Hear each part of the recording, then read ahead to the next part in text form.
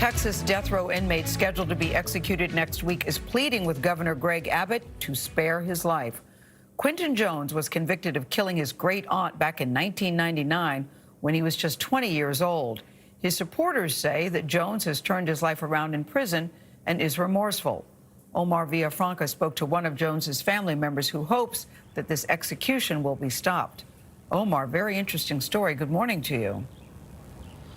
Good morning. According to the Death Penalty Information Center, Texas leads the nation in executions each year. And of the 6 people scheduled to die this year, 5 are here in Texas. And now Quintin Jones is making a final plea, hoping he is not one of them.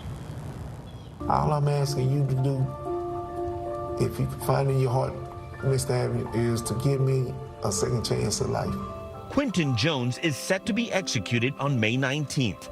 With the help of the New York Times, he made this video asking Texas Governor Greg Abbott to grant him clemency, which would stop his execution but keep him behind bars. How is the person you are now different from the person you were when you got on death row 21 years ago? More thoughtful. Love myself more.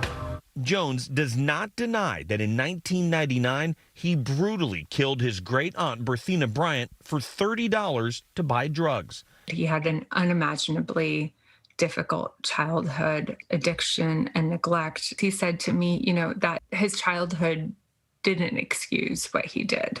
Writer Suleika Jawad wrote an opinion article this week advocating for Jones's clemency because she says he's transformed his life. For the last decade, she's been his pen pal and says he helped her get through cancer treatment. What in those letters or in that interaction has changed your mind that he has changed? I've had the privilege of witnessing his compassion, his thoughtfulness, and I'm not the only one. He's had many other pen pals around the world, and has had a huge impact on their lives as well. Have you forgiven Quintin? I have forgiven him. I love him very much. Jones's great aunt, Maddie Long, is the sister of his victim. She and her sister were extremely close.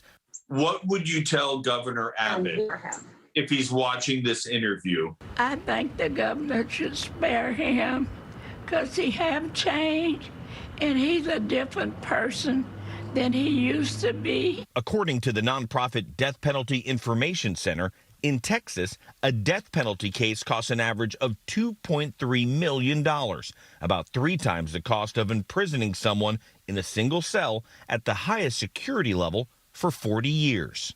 Overall, support for the death penalty is declining in the U.S. According to a 2019 poll from Gallup, only 36% of Americans chose the death penalty when asked whether the death penalty or life without possibility of parole is the better penalty for murder. When you look at a case like this one, really the only question is whether people believe that the death penalty is an appropriate kind of punishment for this particular set of facts. Paul Cassell is a professor at the College of Law at the University of Utah. You can make 2 arguments in support of the death penalty. One is the utilitarian argument that we can deter crime by imposing the most serious punishment for first-degree murder. And the other is the retributive argument that if we look backward, we want the punishment to fit the crime. Republican Governor Greg Abbott has only granted clemency one other time to someone on death row. I understand, too, that if I do get clemency, I know that instead of dying on the 19th, I may die years later. But it won't be in the free world. It'll be in prison.